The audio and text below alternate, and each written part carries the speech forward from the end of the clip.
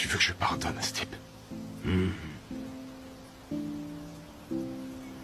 Il a tué ma fille. Fais-le souffrir.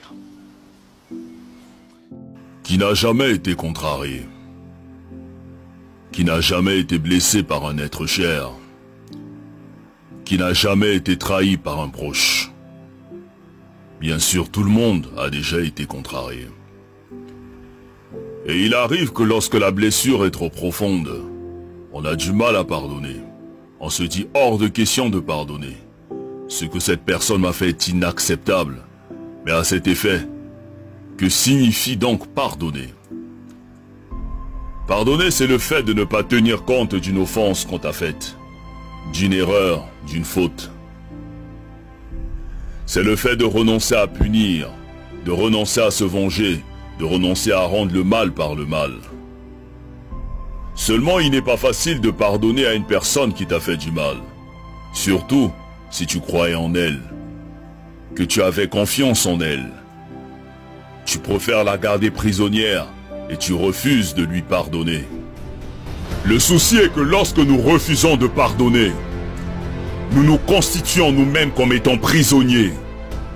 Et on commence à développer la haine, à développer l'amertume, à cultiver la jalousie et à cultiver la rancune. Et pourtant tous nous souhaitons que Dieu nous pardonne. Pour nos erreurs, nos offenses, nos imperfections et nos failles. Mais nous refusons de pardonner les fautes des autres, comme si nous n'avons jamais fait du mal à personne, comme si nous étions irréprochables. Qui donc peut oser dire qu'il n'a jamais fait du mal? Qui est parfait? Qui n'a jamais commis d'erreur? Qui n'a jamais fait le moindre mal? On souhaite tous que Dieu nous pardonne pour nos bêtises, mais on refuse de pardonner les fautes des autres, on refuse de leur accorder notre pardon. Et nous sommes toujours les premiers à aller à l'église, à aller à la mosquée, alors que dans nos cœurs nous avons des gens qu'on a constitués comme prisonniers. Mais jusqu'à quand allons-nous porter ces fardeaux? Jusqu'à quand allons-nous refuser de pardonner? Mais qu'est-ce qu'on gagne à détester ceux qui nous ont offensés? Parce que celui qui pardonne est celui qui a décidé d'avancer. Celui qui pardonne est celui qui a décidé de se libérer. Celui qui pardonne a fait le choix de donner un cadeau à quelqu'un même s'il ne le mérite pas. Parce que la rancune est une lourde pierre que celui qui pardonne n'a pas envie de transporter. Quand tu décides de pardonner, tu le fais d'abord pour toi-même. Tu le fais pour avoir la paix. Tu le fais pour avoir la tranquillité. Tu le fais pour être libre. Parce que celui qui refuse de pardonner est un meurtrier qui s'ignore. Pardonner, ce n'est pas oublier, ni cesser d'aimer, mais c'est se libérer d'un fardeau, c'est se soigner, c'est relever la tête, c'est prendre son chemin avec le sourire pour avoir un meilleur lendemain.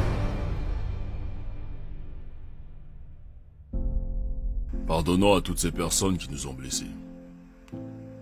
Pardonnons pour que le Tout-Puissant à son tour puisse nous pardonner. Pardonnons pour être au-dessus de ceux qui nous ont contrariés. Pardonnons pour retrouver la paix et progresser.